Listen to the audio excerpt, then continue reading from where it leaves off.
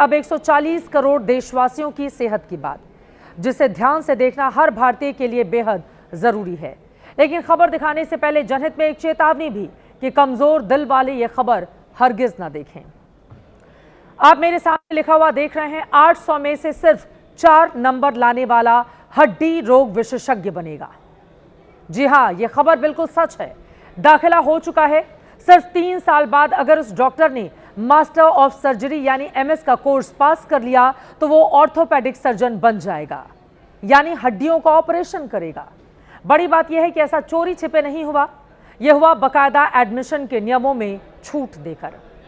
हुआ यह है कि रोहतक के सरकारी मेडिकल कॉलेज में नीट पीजी की परीक्षा में कुल 800 में से सिर्फ 4 नंबर लाने वाले एमबीबीएस डिग्रीधारी स्टूडेंट का एमएस ऑर्थोपेडिक्स में एडमिशन हुआ।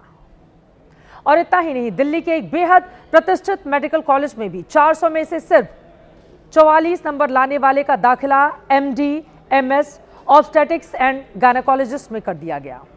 जबकि एक और सरकारी मेडिकल कॉलेज में 800 में से महज 47 नंबर लाने वाले का एडमिशन एमएस कोर्स में हुआ है।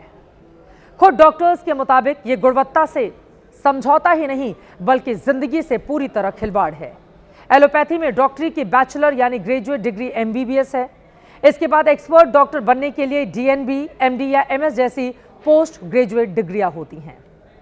डॉक्टर ऑफ मेडिसिन यानी एमडी वो पोस्ट ग्रेजुएट डिग्री है जिसमें बिना ऑपरेशन के इलाज होता है, जैसे एमडी जनरल मेडिसिन, बच्चों के इलाज के लिए एमडी पीडियाट्रिक्स और चर्म रोग के इलाज के लिए एमडी डर्मेटोलॉजी। जबकि मास्टर ऑफ सर्जरी यानी एमएस वो पोस्ट ग्रेजुएट डिग्री है जिसमें सर्जिकल यानी ऑपरेशन से इलाज किया जाता है, जैसे एमएस जनरल सर्जरी, हड्डी के लिए एमएस ऑर्थोपेडिक्स, हार्ट के लिए एमएस कार्डियोलॉजी और आंख के लिए एमएस ऑप्थेमोलॉजी। इनके अलावा एमबीबीएस के बाद पोस्ट ग्रेजुएट डिप्लोमा और डीएनबी जैसे कोर्स भी किए जाते हैं। अब आप जरा सोचिए कि 800 में से सिर्फ 4 या 44 या 47 नंबर लाने वाले भी एमडी और एमएस की पढ़ाई करेंगे तो विशेषज्ञ डॉक्टर कैसे बनेंगे। और इतना ही नहीं, सरकार ने तो इस बार 0 और माइनस में नंबर वालों को भी पोस्ट ग्रेजुएट मेडिकल डिग्रियों के काबिल मान लिया है। क्या आप ऐसे डॉक्टरों से इलाज कराना पसंद करेंगे?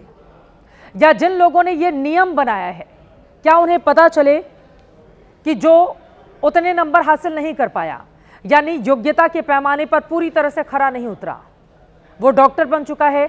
और जिन लोगों ने ये नियम बनाए, क्या वो इलाज कराने जाएंगे ऐसे डॉक्टर से जिसे परीक्षा दाखिले की परीक्षा में इतना कम या 0 नंबर आया हो?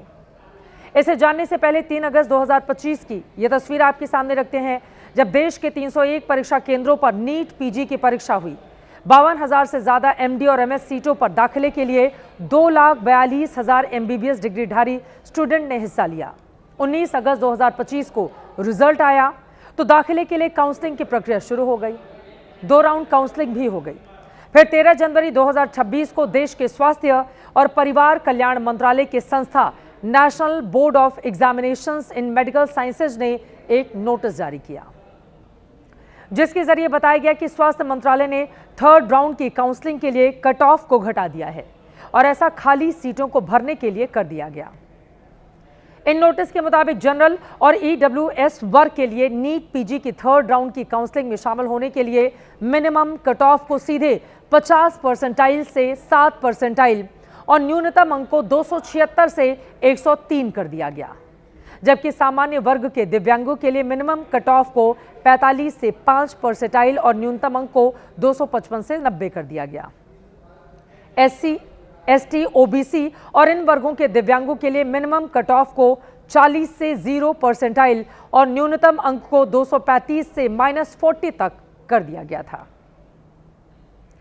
नीट पीजी की काउंसलिंग के कट ऑफ को 0 और माइनस तक ले जाने का federation of all India medical association और federation of resident doctor association ने कड़ा विरोध किया। इसके खिलाफ स्वास्थ्य मंत्री जेपी नड्डा को चिट्ठी लिखी गई। इस बीच ये मामला सुप्रीम कोर्ट भी पहुंचा। 6 फरवरी को कोर्ट ने केंद्र सरकार को हलफनामा दाखिल करने का नोटिस दिया। हालांकि हलफनामे की कोई तय समय सीमा नहीं दी गई थी। 0% तो पहले था ही, इस बार इन्होंने -40 मार्क्स किया। -40 मार्क्स का मतलब ये कि आप 200 नंबर अगर हैं, 200 क्वेश्चन है, तो उसमें आपने सही तो कुछ भी नहीं किया, अगर गलत भी किए हैं तो भी आपको एडमिशन दिया जाएगा। अगर और ये नीट यूजी के स्टूडेंट नहीं है, नीट पीजी के हैं, जो किसी न किसी क्षेत्र में जो है स्पेशलाइज होंगे। आपको जानकर हैरानी होगी कि खुद सरकार ने पहले नीट पीजी के कट ऑफ में कटौती का विरोध किया था। दिल्ली हाईकोर्ट में नीट पीजी के कट ऑफ को कम करने के लिए याचिका दायर हुई थी, जिस पर जुलाई 2022 में सुनवाई हुई तो केंद्र सरकार ने मिनिमम क्वालिफाइंग परसेंटाइल को मेडिकल एजुकेशन के स्टैंडर्ड को कायम रखने के लिए जरूरी बताया, जिस पर अदालत ने सहमति जताई। हाईकोर्ट ने इसे जीवन और मौत का सवाल बताते हुए कट ऑफ में कटौती की याचिका खारिज कर दी। लेकिन अब खुद इसी सरकार ने खाली सीटों को भरने की दुहाई देकर मिनिमम क्वालिफाइंग परसेंटाइल को 0 और न्यूनतम अंक को -40 तक कर दिया है, जिसे मेरिट को मारने वाला फैसला बताया जा रहा है। क्या आप चाहेंगे कि आप अपने रिलेटिव को या खुद को कभी ऐसे डॉक्टर से इलाज करवाएंगे जो एक क्वेश्चन से ज्यादा भी ठीक नहीं कर पाया नीट पीजी के एग्जाम में? क्या इसका मतलब उसने पूरी एमबीबीएस में कोई पढ़ाई नहीं की? मतलब आप सोच के देखिए कि ये कितना गलत डिसीजन है हमारी सरकार का कि ऐसे लोगों को डॉक्टर बनने के लिए अलाउ किया जा रहा है। अब सवाल यह है कि सरकार के इस फैसले के पीछे की क्या मजबूरी है। जैसा कि खुद डॉक्टर्स कह रहे हैं कि इसके पीछे प्राइवेट मेडिकल कॉलेज का दबाव तो नहीं, जो एमडी और एमएस की सीट के बदले मोटी कमाई करते हैं। सवाल कई हैं, उनके जवाब का हमें इंतजार रहेगा।